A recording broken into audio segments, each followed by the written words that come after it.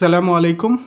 Check engine light signal বা malfunction indication light আধুনিক electronic control ভেহিকেলের কোনো সিস্টেম বা ইলেকট্রনিক ডিভাইসে কোনো রকম ট্রাবল দেখা দিলে গাড়ির ড্যাশবোর্ডে চেক ইঞ্জিন লাইট সিগন্যালটি জ্বলে ওঠে।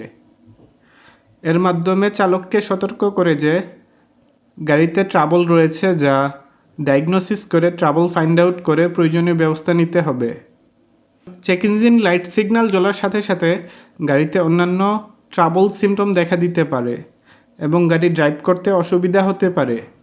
আবার অনেক সময় চেক ইঞ্জিন লাইট সিগন্যাল জ্বলা সত্ত্বেও গাড়ি ড্রাইভ করতে কোনো রকম অসুবিধা হয় না।